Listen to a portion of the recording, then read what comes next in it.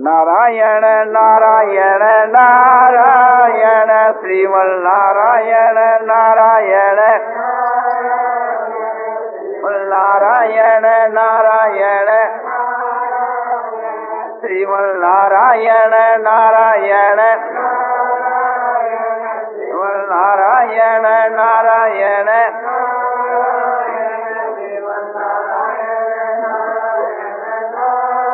आनंदमय आनंदमय आनंदमय आनंदमय पूर्णानंद पूर्णानंद अपार आनंद शांतानंद घन आनंद अचल आनंद ध्रुवानंद नित्यानंद बोधस्वरूप आनंद ज्ञान स्वरूप आनंद आनंद ही आनंद आनंद ही आनंद आनंद ही आनंद शांति शांति शांति। दया करके ही सबका उद्धार करते हैं। तो भगवान बड़े प्रेमी हैं, बड़े दयालु हैं। और गीता में कहा है कि सूर्यदंग सर्वभूतानां ज्ञात्वा मां शांति मृच्छति। मैं सब भूतों का सूर्य हूँ, इस प्रकार से मुझको जानने से परम शांति को मनुष्य प्राप्त हो जाता है। तो हम लोग कहें कि भगवान को हम परम दयालु मानते हैं, परम प्रेमी मानते हैं, हेतु रहित दया करने वाले, हेतु रहित प्रेम करने वाले भगवान हैं, ऐसा हम मानते हैं। तो हम यही कहेंगे कि आप मानते नहीं, कहते हैं। हम इस बात को जब समझ जाएंगे कि भगवान परम प्रेमी है, तो फिर हम भगवान को छोड़कर किसी से प्रेम नहीं करेंगे। भगवान जो है प्रेम के बाद दिख जाते हैं। प्रेमी भगवान को बेच डालता है। प्रेमी को भगवान का दर्शन होता है, ये कोई आश्चर्य की बात नहीं। हरि व्यापक सर्वत्र समाना प्रेम से प्रकट होए में जाना, ये तो नीति है कि भगवान सब जगह में व्यापक है और प्रेम से प्रकट होते हैं। किंतु प्रेम से प्रकट होकर उसको दर्शन ही देती थी बात नहीं, प्रेमी के अधीन हो जाते हैं। भक्त पराधीन हूँ, मैं भक्तों के पराधीन हूँ। इतना ही नहीं, भक्त आगे चलते हैं और उसके पीछे पीछे चलता है। उनके चरणों की धूली अपने में पड़ जाए तो अपने को पवित्र मानता है। क्यों कि भक्त की ऐसी मानता है। तो ये तामांग प्रबद्धं ते तांग सते भजा में, हम जिस प्रकार जो मुझको जैसे बचते उनको वैसे ही बचता हूँ। और इतना ही नहीं, भगवान जो है हर उसको कोई भक्त एक प्रकार से दूसरे को बेच देवे या दे देवे, तो भगवान कहते हैं कि वो दे सकता है मुझको। ऐसी कथाएं आती है। नरसिंह मेहता के लिए भगवान ने कहा कि बेचे तो बिक जाऊं, नरसिंह मां को सिर धनी। नरसिंह मां को मालिक है, मुझको बिक्री करे तो मैं बिक जाऊं। नरसिंह मेहता ने एक हुंडी कर दी भगवान के ऊपर 700-750 रुपए की। और वे हुंडी लेकर के रुपया देकर के वे द्वारका में गए, तो वहां पता लगा नहीं। तो लोगों ने कहा कि तुमको क्या ठिकाना बताया? बोले द्वारकाधीश के मंदिर के पास है। एक शाह बतला, उस पर हुंडी लाए थे। उसका नाम बोलो सांवल शाह, उसका नाम। बोले यहाँ तो कोई दुकान भी नहीं है, कोई सांवल शाह नाम का कोई आदमी। तुम किसी के धोखे में आ गए। वे पश्चाताप करते हुए और वापिस लौटे। बोले चढ़ करके उसकी बेइज्जती करेंगे नरसिंह की। रात्रि का समय हो गया। द्वारका के किनारे आकर के वे उन्होंने शयन किया, बड़े दुखित होकर चिंतित होकर करके। नींद तो क्या आती थी, पर समझो कि फोड़ी हुई थे। इतना में भगवान आई। कि आप लोगों के पास कोई हुंडी है मेरे ऊपर? मैं तो आप लोगों की खोज में फिर रहा हूँ। किसी ने कहा कि भी आप पर हुंडी लेकर आए थे। हाँ बोले है।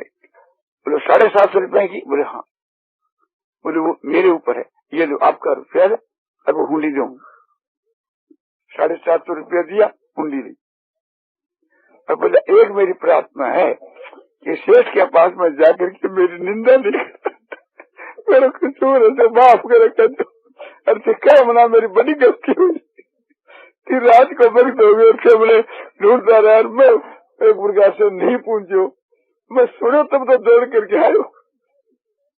तो एक प्रकार से थी मेरा अपराध है सो वहां वर्णन मत करियो, मेरी गलती मत थारे से माफ मांग। मेरा बेचारा भला आदमी है, देखो एक दूसरे हम लोग चले जाते थे तो उसको गाड़ियां देते, उसकी बेइज्जती करते। देखो ये बेचारा घर पर आकर के हुंडी का भुगतान दे गया। अब फिर वहां दूसरी बार पहुंचे, फिर रुपया लेकर बोले फिर हुंडी दे दो। बोले साहब बोले साहब तुम्हारा कुमार तो बहुत ही भला आदमी है कि हमको हुंडी का भुगतान घर पर आपने लौट कर वापिस आके उस वक्त में देगा। तो सब क्या कहे, उसने ये कहा कि हमारा अपराध कुछ भी नहीं था, हमको मिला नहीं था और फिर मिला। तो सब गुआसा तो आपका एक ही नंबर। धन्यवाद क्या भगवान थे, मैं तो तुम्हारे को नमस्कार करता हूँ कि तुमको भगवान के दर्शन हो गए, धन्य तुम्हारा भगवान। मुझे तो भगवान ने हमारी कोई वहाँ कोई दुकान नहीं, कोई घुमाता नहीं, तुम हमारे गले पड़ गए तो उंडी लिख दी भगवान के भरोसे पर, उंडी टिकट की तुम्हारा वो भाग्य। अब वे पश्चाताप करने लगे, फिर जाकर के द्वारका में देखे तो वो दुकानदार काम मिला।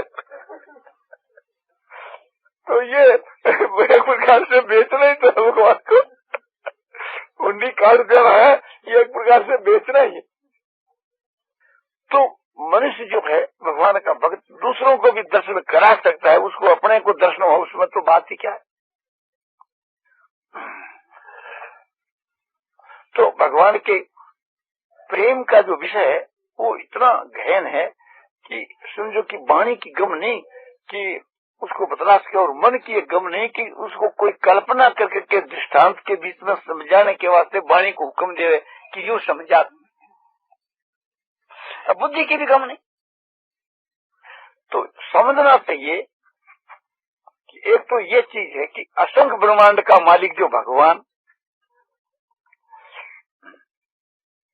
समझो कि हम जो एक तुच्छ, उसके साथ में दोस्ती, हमारी उनकी क्या बराबरी।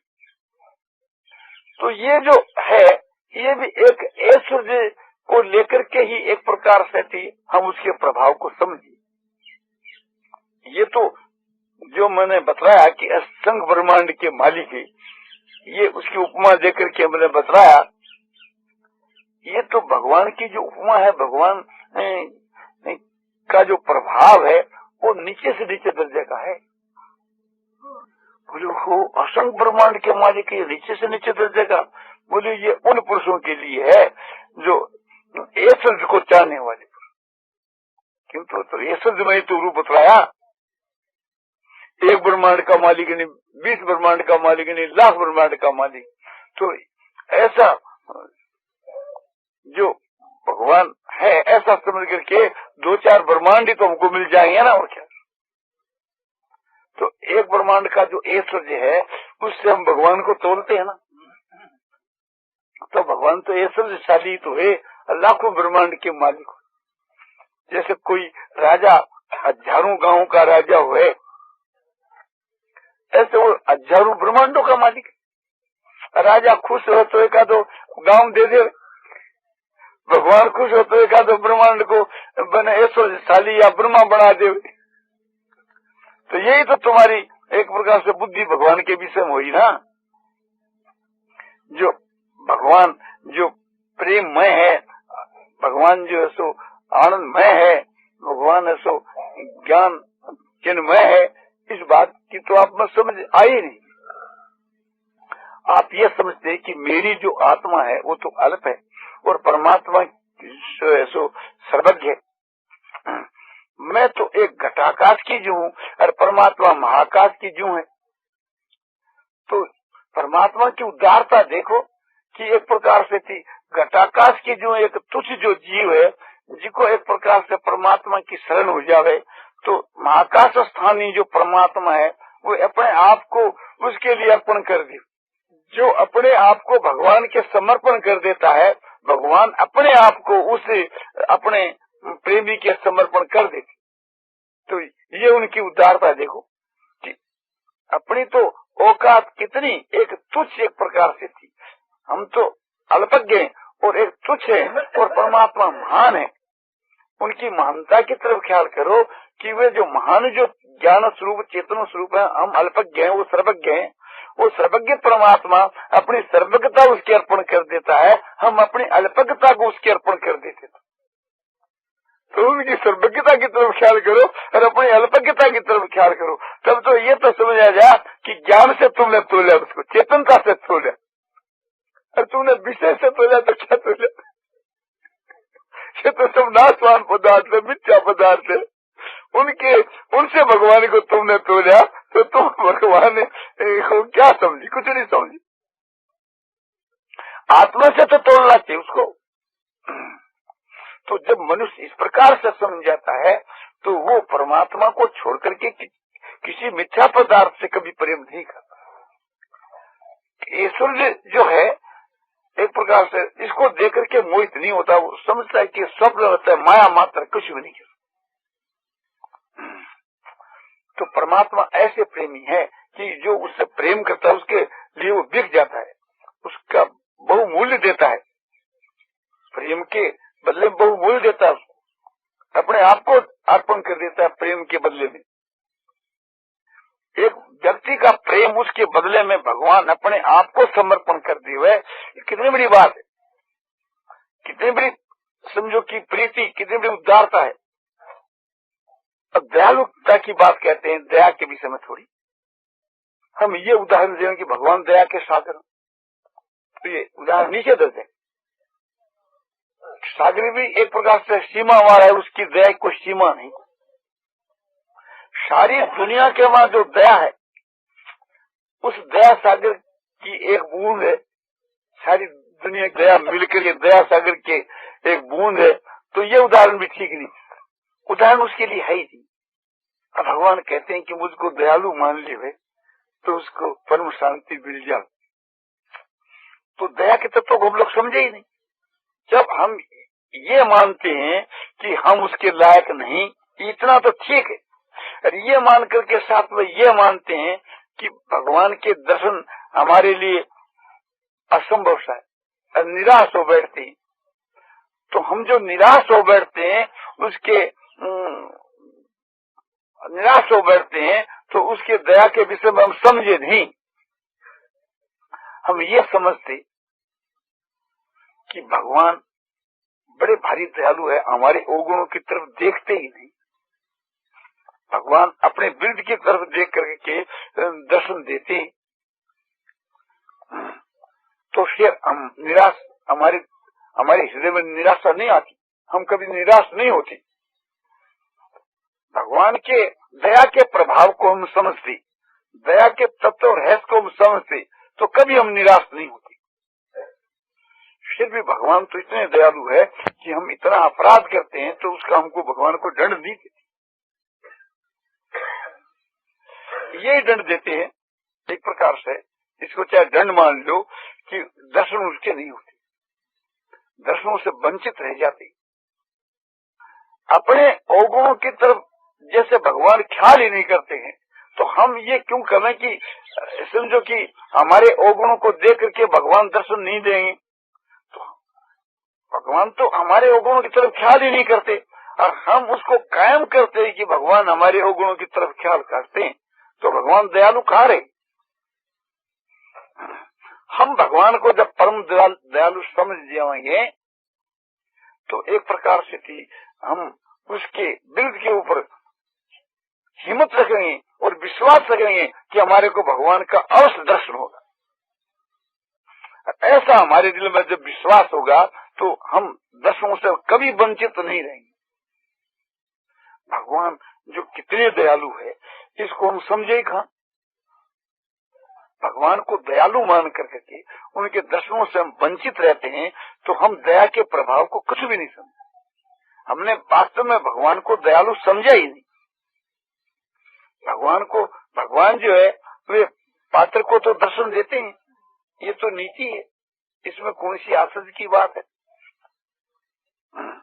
जो जिज्ञासु होता है और जो एक श्रद्धालु होता है उसको भगवान दर्शन देते हैं, जो प्रेमी होता है उसको भगवान दर्शन देते हैं, वो तो उचित है, न्याय है। नहीं, भगवान तो एक प्रकार से थी, समझो कि कोई कैसा भी नीच और पापी क्यों नहीं हो, उनकी तरफ नहीं देख करके अपात्र को भी दर्शन देते हैं, कुपात्र को भी दर्शन देते हैं। कैसा भी कुपात्र और कैसा भी समझो कि नीच क्यों नहीं हो, केवल इतना मानता है कि भगवान जो है सो सबके सुहृद हैं, बिना ही कारण दया करने वाले, बिना ही कारण प्रेम करने वाले हैं। हम ये माने कि हम पात्र नहीं है इसलिए भगवान हमको दर्शन नहीं देते, तो भगवान बिना ही कारण दया करने वाले, बिना कारण प्रेम करने वाले हैं, हम उसके सुहृद भाव को कहाँ समझे? तब तो यही बात समझे कि एक प्रकार से हेतु को लेकर ही भगवान दया करते। नहीं, भगवान तो हेतु रहित दया करने वाले।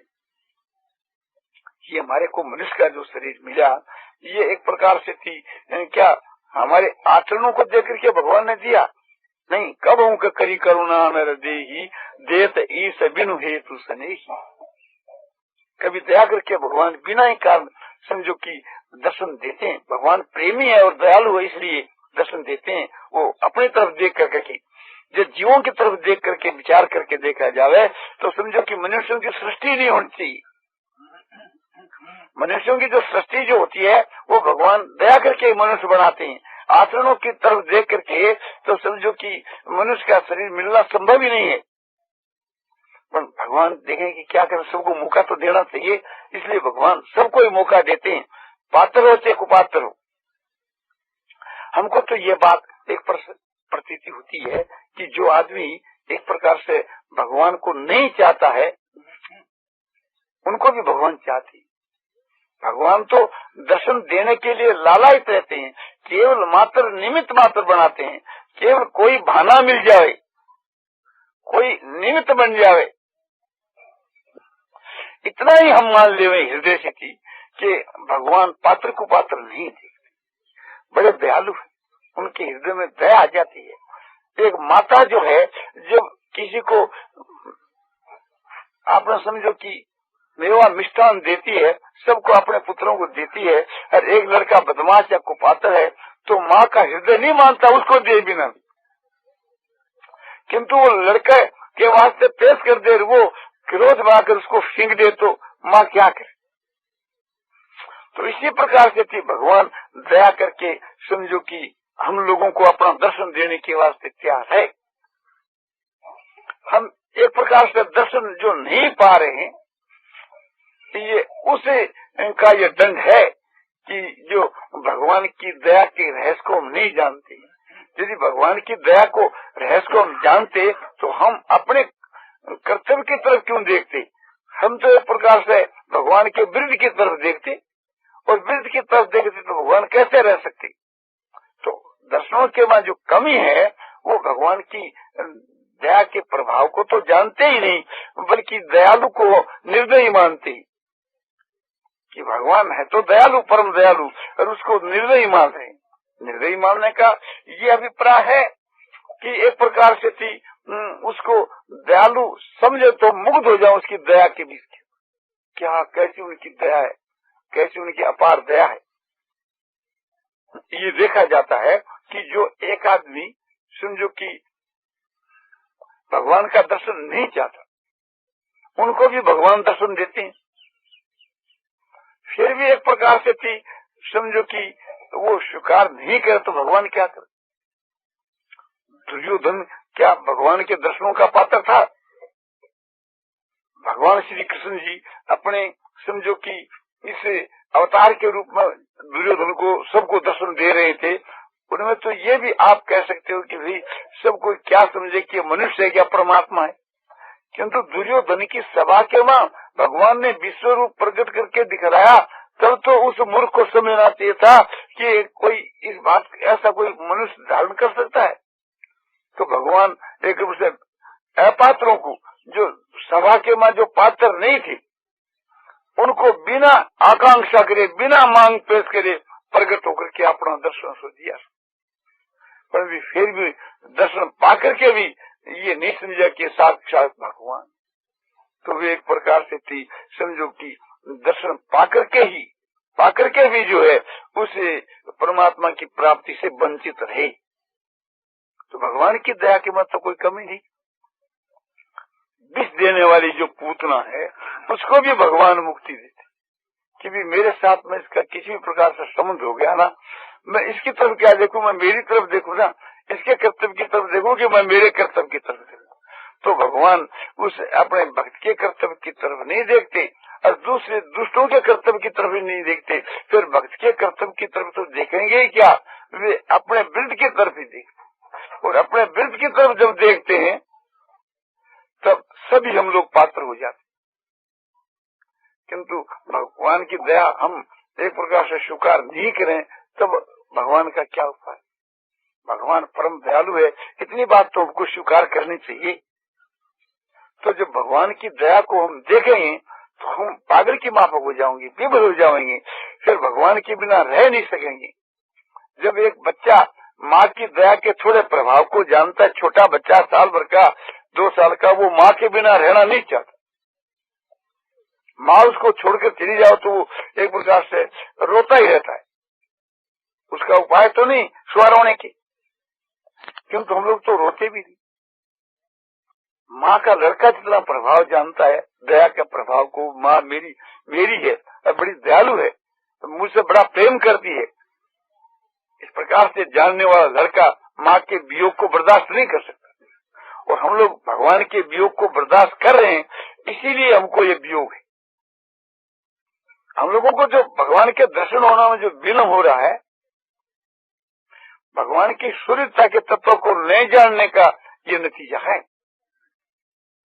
भगवान सबके सूर्य हैं, इस माफक जानने वाले हम लोग होते तो समझो कि विलम्ब नहीं होता। जबकि भगवान में श्रद्धा प्रेम नहीं रखने वाले जो पुरुष हैं, भगवान को जो नहीं मानने वाले जो पुरुष हैं, भगवान की दया और तत्व रहस्य को नहीं जानने वाले जो पुरुष हैं, भगवान के प्रेम के तत्व को जो नहीं जानने वाले पुरुष हैं, भगवान को जो नहीं चाहते हैं, उनको भी भगवान दर्शन देने के वास्ते प्रयत्न करते हैं। और जो चाहते हैं उनको क्यों नहीं प्रयत्न करेंगे। प्रातःकाल बतलाया था उतंग का विषय कि वो एक प्रकार से समझो कि नहीं जानता था कि भगवान, और नहीं एक प्रकार से थी आपने समझा था, तब भगवान ने अपने आप को समझाया कि मैं साक्षात परमात्मा हूँ। उनको आप श्राप नहीं देना, श्राप दे दोगे तो आपकी गुरु की भक्ति सो नष्ट हो जाएगी। गुरु की आपने सेवा की, उसका एक प्रकार से फल जो आपको मिलने वाला वो नष्ट हो जाए। मैं साक्षात परमेश्वर हूँ, मुझको श्राप लगता नहीं। मैं इस समय के बीच के माँ समझो कि मनुष्य के रूप में आपने अवतार लिया है, ये भगवान उसको कहते हैं कि मैं साक्षात पूर्ण ब्रह्म परमात्मा जब जब संसार के माँ धर्म विपरो होता है तब तब मैं अवतार लेता हूँ। तो इस समय के बीच के माँ मैं कच्छ मत से ब्रहादि के रूप में प्रकट होता हूँ। देव योनि के माँ, पशु योनि के माँ, मनुष्य योनि में सब योनियों के बीच में आवश्यकता अनुसार प्रकट होता हूँ। इस वर्तमान के माँ मनुष्य योनि के माँ प्रकट हुआ हूँ। तो बोले कि ये बात है, साक्षात तुम यदि परमात्मा हो तो आपका विश्व रूप मुझको दिखलाओ। तो भगवान ने अपना विश्व रूप उसको दिखलाया, किंतु भगवान ने अपना परिचय दिया उसको कि मैं साक्षात भगवान। तो क्यों दिया? भगवान ने सोचा कि ये बड़ी भारी गुरु की सेवा करे, इसकी सेवा करी आत्मा कल्याण के लिए, और आत्मा का कल्याण होना चाहिए इसका। तो भगवान ने उसको दर्शन देकर उसकी आत्मा का उद्धार किया। भगवान की मांग नहीं थी, वहाँ भगवान को जानता ही नहीं, मांग कैसे करे। जब भगवान इस प्रकार से खोज करके दर्शन देकर उनका उद्धार करते हैं, तो जो भगवान को मांगता है, भगवान की इच्छा करता है, उसको भगवान दर्शन नहीं देंगे तो फिर किसको दर्शन देंगे। तो भगवान बड़े दयालु, कोई कैसा भी पापी क्यों नहीं हो, उसके सारे पाप भगवान सीधे इस बात के जानने से नष्ट हो जाती। जैसे कोई गुफा में कितने वर्षों का अंधेरा क्यों नहीं हो, वहां बिजली की रोशनी होने के साथ अंधकार भाग जाता। कितना अंधकार होती, इस वास्ते कितना चाहे ज्ञान हो, ज्ञान होने के साथ ही अज्ञान मिट जाता है। इसी प्रकार से थी, समझो कि पापों का कितना ही ढेर क्यों नहीं हो, ज्ञान अग्नि से सब दग्ध हो जाए। ज्ञान अग्नि दग्ध कर्माण तमाहु पंडितन। अभी जैसे पापे वे सर्वे वे पाप के सर्व ज्ञान पलवे नहीं है बलिजन परिशुषि। दुनिया में जितने पापी हैं सबसे भी बढ़कर हेरदुम तुम यदि पापी हुए तो ज्ञान रूपी नौका के द्वारा पाप सागर को तर जाएगा, पाप सागर को लांग जाएगा। जब हम अपने को पापी मान कर करके और एक प्रकार से ये समझते हैं कि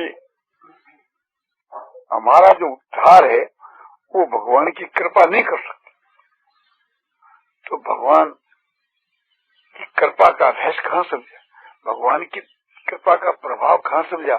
हमने ये समझा कि भगवान की कृपा भी अल्प है, भगवान की कृपा के आगे क्या कोई पाप ठहर सकता है?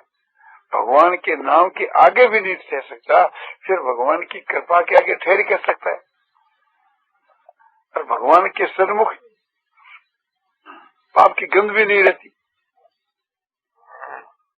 फिर कहो कि एक प्रकार से उन लोगों को अपने क्यों नहीं एक भगवान ने उद्धार किया।